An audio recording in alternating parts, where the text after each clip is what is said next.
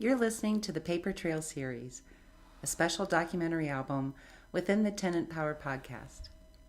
These episodes chronicle my personal housing experience before Tenant Power expands into conversations with tenants, landlords, housing professionals, advocates, attorneys, and public officials. My hope isn't simply to tell my story, it's to help others to recognize patterns, ask better questions, and create better housing experiences for everyone. Thanks for joining me.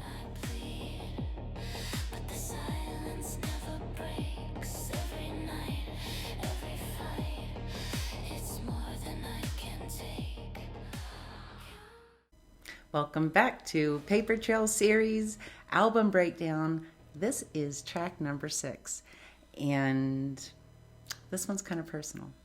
By the way, hey, I'm Kim McCarthy, and I'm the one who experienced all of this. Other people did as well, but I'm the one going public with it in this manner, and that is a 4-album discography, and we're wrapping up album number 1, Foundations. The last track is the 6th track, Why Does BHP Do This to Me? Oh, before we begin, I'd like to take a moment to explain what the Paper Trail series is. These episodes are a special documentary album within the Tenant Power podcast. They chronicle my personal experience navigating a housing situation that became far more than I expected. This series is not about asking for sympathy or settling scores. It's about documenting one experience so others may recognize patterns, ask better questions, understand their rights and responsibilities, and perhaps avoid finding themselves in similar situations. As the Paper Trail series continues, the Tenant Power podcast will grow beyond my story. We'll be welcoming tenants, landlords, property managers, housing providers, attorneys, advocates, public officials, maintenance professionals, and others who want to have a thoughtful conversation about housing. You know, housing affects nearly all of us, and better conversations create better communities. With that in mind, track number 6, Why Does BHP Do This to Me? And what's the story behind it? Well, there came a point where I stopped asking, how do I fix this? And I started asking, why does this keep happening? It's not just the rodents, and it's not just the maintenance. It's not just the paperwork. It was everything. When most people hear about a tenant complaint, they probably imagine a repair request, like a maintenance delay or a misunderstanding. It's something that eventually gets resolved, but that wasn't my experience. My experience felt like walking into a maze. Every answer became another hallway, and every hallway led to another door, and every door required another form, and every form required another meeting, and every meeting pointed me somewhere else. And eventually, I couldn't tell whether I was getting closer to a solution or simply learning how the maze had been built. So I followed the process, and I documented everything. I emailed, I photographed, I waited. I remained respectful. I believed that if I simply followed the rules, someone would eventually say, we see the problem, let's fix it. I believed the process would work. When one avenue didn't resolve anything, I was told about another. So I met with the ombudsman through Boulder Housing Partners process. I attended Boulder City Council meetings. I reached out to Congressman Joe Negus's office. I continued documenting. I continued waiting. I continued believing that somewhere inside the system there had to be someone with both the authority and the willingness to solve what had become a recurring problem. Instead, I experienced a third rodent infestation. The visible response was filling holes with steel wool and checking bait stations, routine pest control visits. But from where I stood, this underlying condition or conditions had never truly been resolved. The rodents kept returning, and eventually I started thinking about my apartment. What happens after a rodent eats poison? Where does it go? Who finds it first? A dog? A hawk? A fox or a coyote? You know, nature doesn't recognize property lines. Animals follow food. For years, there was a snake that lived just inside my patio fence. And my dog does not like snakes. Every time she would see it, she would bark until I came outside or the snake would hide. And some people would think that the snake was the problem, but I think differently. The snake wasn't creating the problem, it was responding to one. It discovered an all-you-can-eat buffet. It simply stayed where the food source remained.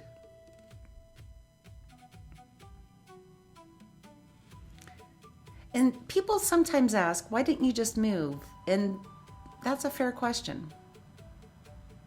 The answer isn't that moving isn't always an option. Mine was a personal situation that didn't seem to have the right timeline. But in general, for anyone else,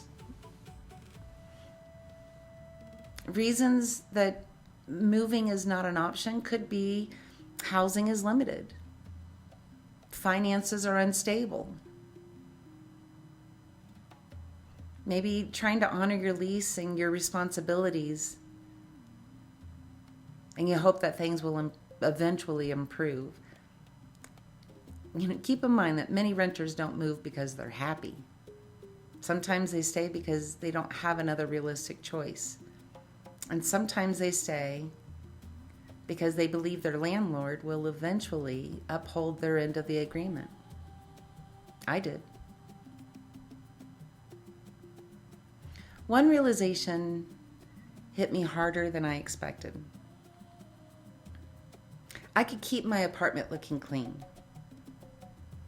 I vacuumed, I sanitized, I organized, I did everything I could within my control.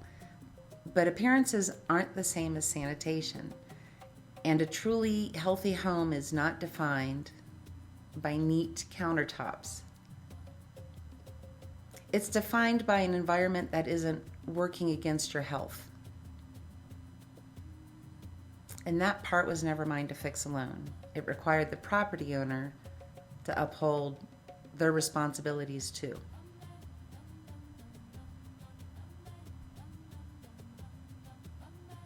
So people will ask, if this happens so often, why don't we hear about it?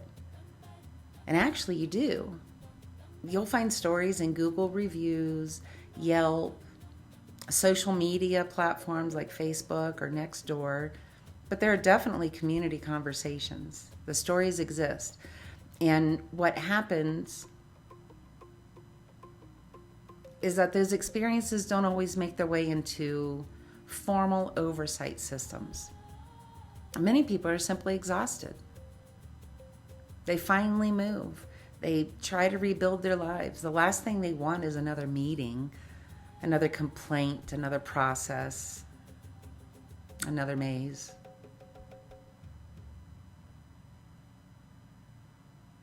Now, as a reminder, I was a market rate tenant. So in other words, I paid the market rate. There was nothing special about my tenancy. I did not receive a voucher or any type of subsidized housing. However, older housing partners receive significant public funding to provide affordable housing. And programs like these serve an important purpose and help many people. With public funding also comes public responsibility. And oversight exists for a reason. Boards of commissioners exist for a reason. Administrative processes exist for a reason. But oversight depends on information. If concerns never reach those responsible for reviewing them, then those concerns may never become part of the larger picture.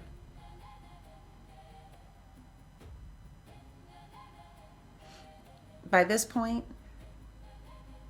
it wasn't just about housing anymore. Stress had become anxiety, and anxiety became exhaustion.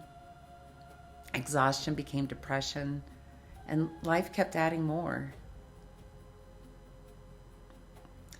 During my tenancy, the Boulder community in general, but the SOBO, the South Boulder community, was also grieving the King Soopers Table Mesa shooting. And trauma has a way of stacking, not replacing. Stacking. One experience settles on top of another until you're carrying far more than anyone around you realizes. I mean, there were days I cried and or screamed.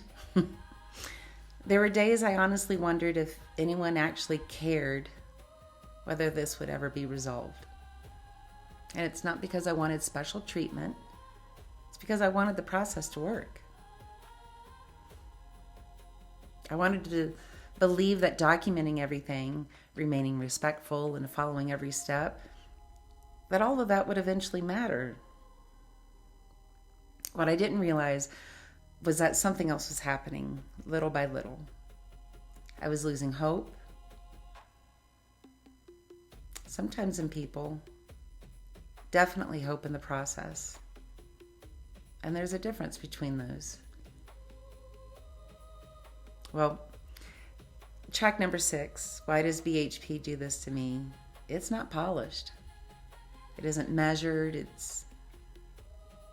isn't how I normally speak. But it's what years of feeling unheard sounded like when it finally came out. If the chorus makes you feel uncomfortable, that's okay. It made me feel uncomfortable to live it. Because anger isn't where my story began. Hope was. But anger was what remained after hope had been exhausted. I think you're going to feel that. Here's Why Does BHP Do This to Me? Thanks so much.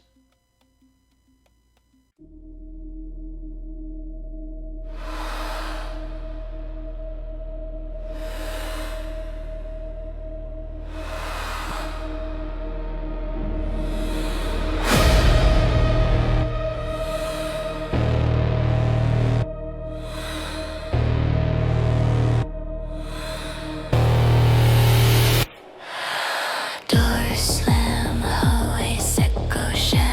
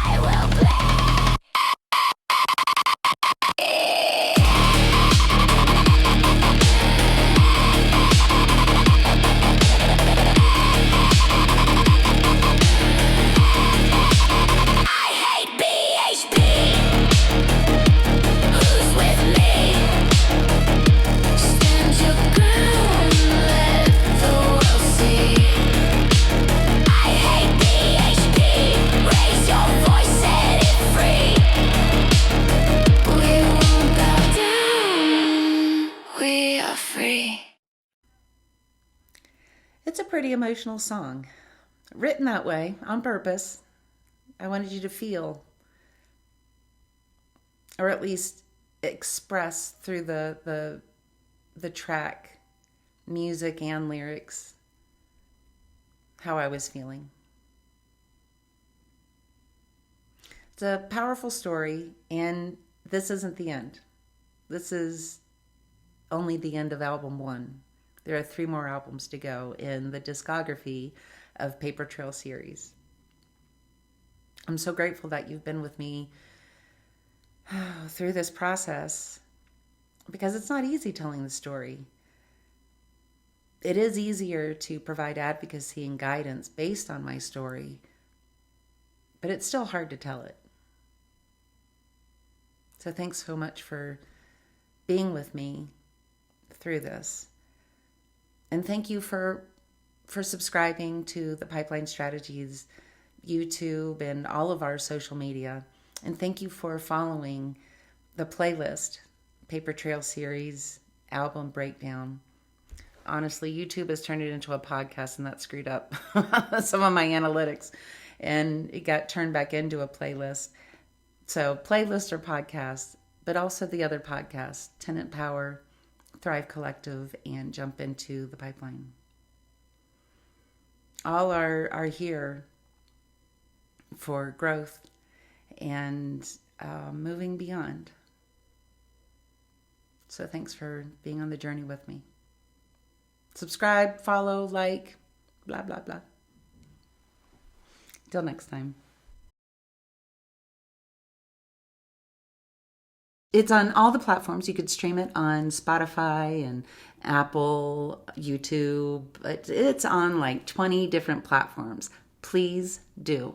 Please share the story, because the story is just starting to get juicy.